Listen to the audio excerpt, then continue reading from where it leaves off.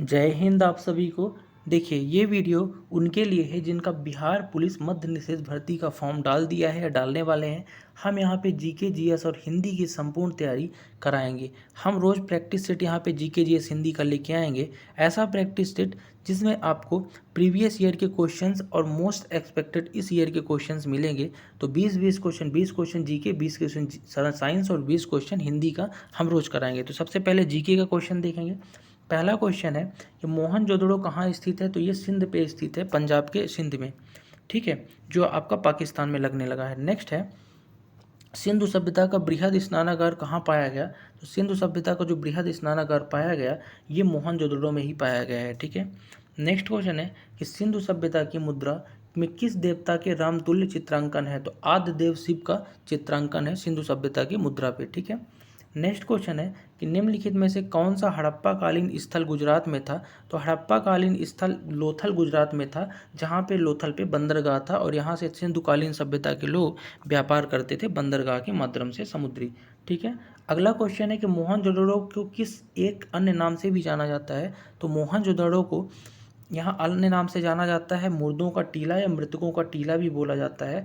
बात करूँ मोहनजोदड़ो की तो 1922 में इसकी खोज किया था राखालदास बनर्जी ने, ठीक है। तो ये एडिशनल फैक्ट भी आप लोग याद करते चलिएगा। अगला क्वेश्चन है कपिल मुनि द्वारा प्रतिपादित दार्शनिक प्रणाली है। तो कपिल मुनि द्वारा जो प्रतिपादित दार्शनिक प्रणाली है, कपिल मुनि ने क्या दिया था, सांख्य दर्शन के बारे में बताया था कपिल मुनि ने। चलो अगला क्वेश्चन देखेंगे कि भारत के किस स्थल की खुदाई से धातु युग के प्रचलन प्राचीनतम प्रमाण मिले हैं। तो धातु युग के जो प्राचीनतम प्रमाण मिले हैं वो भारत के अतरंगी खेड़ा से मिले हैं, ठीक है। अगला क्वेश्चन है निम्नलिखित में से किसका संकलन ऋग्वेद पर आधारित है। तो इसमें से सामवेद जो है ना, इसका संकलन ऋग्वेद पर आधारित है, ठीक। सामवेद का अर्थ क्या है, गान। 4 वेद होते हैं, सबसे पुराना ऋग्वेद आपको पता ही होगा। चलो नेक्स्ट क्वेश्चन है कि निम्नलिखित में से प्रस्थान त्रयी शामिल नहीं है। तो इसमें से प्रस्थान त्रयी शामिल नहीं है, आपको बताना है। तो आपको बता दो कि भागवत में प्रस्थान त्रयी शामिल नहीं है, बाकी भगवत गीता, ब्रह्मसूत्र और उपनिषद में प्रस्थान त्रयी शामिल है, ठीक है। अगले क्वेश्चन की तरफ बढ़ेंगे।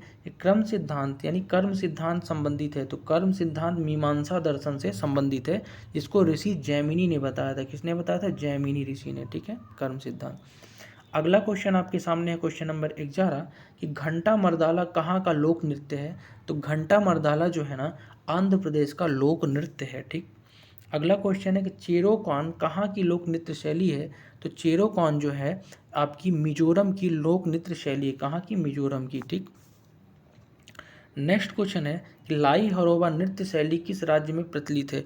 तो आपको बता दूं कि लाई हरोबा जो है मणिपुर का लोक नृत्य है, ठीक है, मणिपुर। अगला है कुमी नागा लोक नृत्य किस राज्य से प्रचलित है। तो नागालैंड के जनजाति जो है ना वो कुमी नागा करते हैं, ठीक है, लोक नृत्य। अगला है लोक नृत्य एक है लंबाडी, ये किस राज्य में है। तो आंध्र प्रदेश का लोक नृत्य है लंबाडी, याद रखिएगा। चलो नेक्स्ट क्वेश्चन देखेंगे कि भारत में अज्ञात सैनिकों का स्मारक कहाँ है। तो भारत में जो अज्ञात सैनिक हैं उनका स्मारक भी इंडिया गेट में है, नई दिल्ली में, ठीक है। चलो नेक्स्ट क्वेश्चन है कि प्रसिद्ध गोल गुंबज किस जिले में है। तो गोल गुंबज जो है ना बीजापुर में है। कहाँ है, बीजापुर में। अगला है बीबी का मकबरा कहाँ है। तो औरंगाबाद महाराष्ट्र में स्थित है बीबी का मकबरा, ठीक। नेक्स्ट क्वेश्चन है 19वां क्वेश्चन है जीके काज का कि विक्रम साराभाई अंतरिक्ष केंद्र स्थित है। तो विक्रम साराभाई अंतरिक्ष केंद्र जो स्थित है ये आपका त्रिवेंद्रम में स्थित है, ठीक है। चलो आज का जीके का 20वां क्वेश्चन, इसके बाद अपन हिंदी देखेंगे। तो बुद्ध का प्रबोध कहाँ प्राप्त हुआ। तो बोध गया में बुद्ध को एक ज्ञान की प्राप्ति हुई थी, तो याद रखिएगा।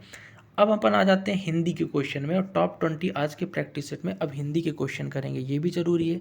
पहले क्वेश्चन दे देखते हैं। तो पहला क्वेश्चन क्या है कि ब्रज भाषा है। तो ब्रज भाषा इनमें से क्या है। तो याद रखिए ब्रज भाषा पश्चिमी हिंदी है, ठीक। अगला क्वेश्चन है कि मगही किस भाषा की बोली है। तो मगही बिहारी भाषा की बोली है। आप लोगों ने सुना ही होगा मगही पान।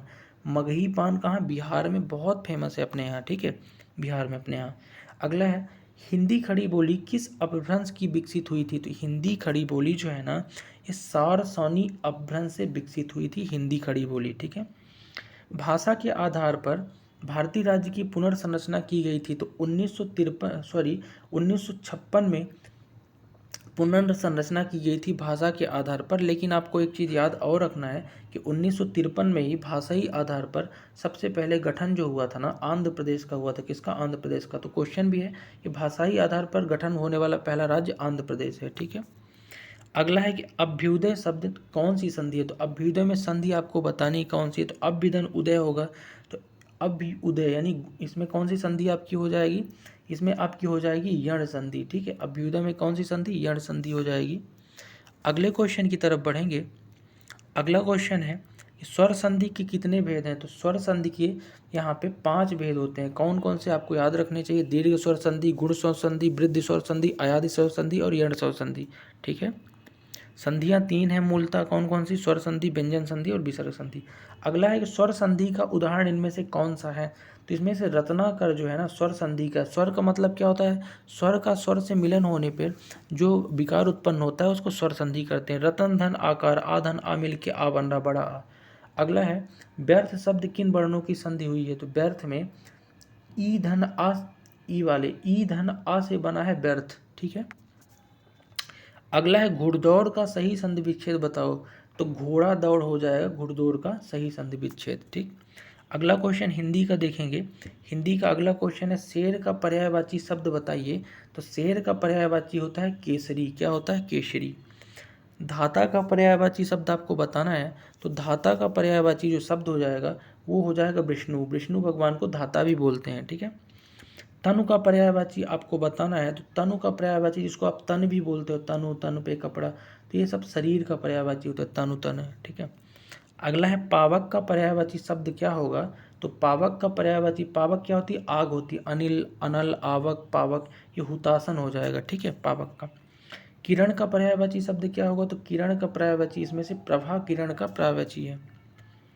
परीक्षा शब्द निम्न में से वर्गों में से आता है। तो परीक्षा किस में आता है? तो आपको बताना है। तो देखो, परीक्षा जो है तत्सम शब्द है। तत्सम कैसे होते हैं? जो संस्कृत से डायरेक्ट उठा लो वो तत्सम होते हैं। तद्भव यानी संस्कृत से उठा के उनमें कुछ बदलाव कर दो तो तत्व हो जाते हैं। ठीक है। तो ये चीज़ें भी आपको याद रखनी है। अगला क्वेश्चन देखते हैं। मजिस्ट्रेट शब्द है। तो मजिस्ट्रेट कैसा शब्द है? तो मजिस्ट्रेट इनमें से तत्सम, तद्भव, देशज, विदेशज में कैसा है? तो विदेशज शब्द है। ये अंग्रेजी का शब्द है, विदेशी भाषा है, विदेशज शब्द हो जाएगा मजिस्ट्रेट। निम्नलिखित में से कौन सा शब्द देशज है आपको बताना है। तो इनमें से लोटा जो है ना, खड़ी बोलियों देशज शब्द है। लोटा खड़ी बोली का है। अगला है स्वतंत्र सत्ता धारण न करने वाले शब्द क्या कहलाते हैं? तो स्वतंत्र सत्ता जो धारण नहीं करते उनको बोलते हैं यौगिक शब्द। कैसे शब्द? यौगिक शब्द। निम्न में से कौन यौगिक शब्द है आपको बताना है। तो विद्यालय जो है ना, विद्याधन आलय, यौगिक शब्द हैं। ठीक। अब अपन आ जाते हैं किस पे? जीके यानी साइंस पे आ जाते हैं। तो साइंस के टॉप 20 क्वेश्चन आज हम डिस्कस करेंगे आज का प्रैक्टिस बेस में। तो पहले क्वेश्चन से साइंस शुरू करते हैं। वॉशिंग मशीन का कार्य सिद्धांत क्या है? तो वॉशिंग मशीन जो है अपकेंद्रण के सिद्धांत पे कार्य करती है। अगला है कि चंद्रमा पर वायुमंडल नहीं होने का कारण क्या है? तो चंद्रमा पर वायुमंडल इसलिए नहीं है क्योंकि इस पर गैस अणुओं का पलायन वेग उनके वर्ग माध्य के वेग से कम होता है, इसलिए यहाँ वायुमंडल नहीं है। अगला क्वेश्चन है निम्नलिखित में से क्या रैखिक बल के संरक्षण के आधार पर कार्य करता है? तो रैखिक बल के संरक्षण के आधार पर जो जेट विमान होते हैं वो करते हैं रैखिक बल के आधार पर काम। अगला है कि पृथ्वी तल से किस न्यूनतम वेग से प्रक्षेपित किए जाने वाला कोई रॉकेट पृथ्वी के गुरुत्वाकर्षण को पार करके अंतरिक्ष में चला जाएगा?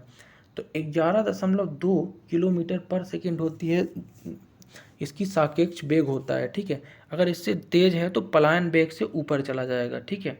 चलो, अगला है कि भू स्थिर उपग्रह का आवर्तकाल होता है। तो भू स्थिर जो उपग्रह है जिसको आप जियो स्टेशनरी सैटेलाइट बोलते हो, इनका आवर्तकाल 24 घंटे का होता है। ठीक। अगला क्वेश्चन है कि वायु की आर्द्रता मापने के लिए कौन सा यंत्र उपयोग करेंगे? तो वायु की आर्द्रता मापने के लिए हम यूज करते हैं हाइग्रोमीटर। कौन सा? हाइग्रो, हाइड्रो नहीं, हाइग्रो। ठीक है। अगला क्वेश्चन है कि दूध के घनत्व को किसके द्वारा नापा जाता है, ये बताना है। तो दूध का जो घनत्व है ना, इसको हम नापते हैं लैक्टोमीटर की मदद से। ठीक है। अगला है कि निम्न में से किसका उपयोग ऊंचाई मापने के लिए होता है? तो अल्टीमीटर का उपयोग ऊंचाई मापने के लिए विमान वगैरह में करते हैं कि कितने ऊंचाई पे विमान है। अगला है कि भूकंप की तीव्रता किससे नापते हैं? तो भूकंप की जो तीव्रता है ना, वो सिस्मोग्राफ से भूकंप की तीव्रता नापते हैं। ठीक है। कार्बोरेटर का उपयोग होता है, तो कार्बोरेटर का क्या उपयोग है, तो एयर फ्यूल का मिक्सचर है, यानी कि गाड़ी को पेट्रोल जो है पेट्रोल के साथ हवा को मिश्र करेंगे, उस कार्बोरेटर काम करता है, तब ना अपना दहन होता है और गाड़ी चलती है। अगला 11वां क्वेश्चन देखेंगे आज के साइंस सेगमेंट का, बिहार पुलिस मद्य निषेध भर्ती का इंपॉर्टेंट क्वेश्चन है, कौन सा अंग प्रायः जंतु कोशिका में उपस्थित नहीं होता, तो इनमें से आपको बताना है, तो लवक जो है प्रायः जंतु कोशिका में उपस्थित नहीं होता। हरित लवक वगैरह आपने सुना होगा, पौधों में होता है। अगला क्वेश्चन है लाइसोसोम का कार्य क्या है, तो लाइसोसोम जो है अंतःकोश की पाचन में कार्य करता है। लाइसोसोम ये जहर की थैली भी इसको बोलते हैं। अगला है कोशिका भित्ति होती है, तो कोशिका भित्ति कैसी होती है आपको ये बताना है, तो कोशिका भित्ति एक पारगम में होती है, पारगम्य नहीं पारगम में होगा, ये पारगम मतलब जो आर पार देखा जा सके। अगला है माइटोकांड्रिया का भीतरी बलन कहलाता है। माइटोकांड्रिया क्या है, कोशिका का पावर हाउस या ऊर्जा गृह भी बोलते हैं, तो माइटोकांड्रिया का भीतरी बलन जो है ना उसको क्रिस्टी बोलते हैं, क्रिस्टी। अगला है कि माइटोकांड्रिया किसमें अनुपस्थित होता है, यानी किन में नहीं पाया जाता, तो याद रखना जीवाणुओं में माइटोकांड्रिया पावर हाउस नहीं पाया जाता, ठीक है, कोशिका का। अगला है कि गुणसूत्र, जिसको आप क्रोमोसोम भी बोलते हैं, ये शब्द किसने दिया, तो ये शब्द जो दिया था इनका नाम था बाल्डेयर। किसने दिया था गुणसूत्र शब्द का नाम, बाल्डेयर ने। मनुष्य में 23 जोड़ी या 46 गुणसूत्र सामान्यतः पाए जाते हैं, ठीक है। अगला है अंतर प्रदब्ध जालक, जिसको ER है, इसको खोज किसने की थी, तो अंतः प्रदब्ध जालिका की खोज पोर्टर ने की थी, ठीक है, याद रखिएगा पोर्टर ने। अगला है कि इलेक्ट्रॉन सूक्ष्मदर्शी की खोज किसने की थी, तो नॉल और रस्का ने इलेक्ट्रॉन सूक्ष्मदर्शी की खोज की थी, नॉल रस्का। अगला है कि वास्तविक केंद्रक किसमें अनुपस्थित यानी नहीं होता है, तो वास्तविक जो केंद्रक है ना, अभी मैंने आपको बताया जीवाणुओं में केंद्रक वास्तविक नहीं पाया जाता, ठीक है। आज का लास्ट क्वेश्चन है बिहार पुलिस मद्य निषेध भर्ती का, सर्वाधिक संख्या यानी 2N में गुणसूत्र पाए जाते हैं, तो सबसे ज़्यादा गुणसूत्र जो है ना ओफियोग्लोसस में पाए जाते हैं 2N। मनुष्य में कितने पाए जाते हैं, 46 गुणसूत्र या 23 जोड़ी गुणसूत्र पाए जाते हैं, ठीक है। तो ये था आज का हमारा पूरा प्रैक्टिस सेट नंबर 1, और ऐसे ही आप रोज़ वीडियो में बने रहिए, हम रोज़ आपको यहाँ पे प्रैक्टिस सेट लेके आएंगे बिहार पुलिस मद्य निषेध भर्ती का GK GS हिंदी की संपूर्ण तैयारी से। तो मिलते हैं नेक्स्ट वीडियो में, तब तक के लिए आप सभी को जय हिंद, जय बिहार।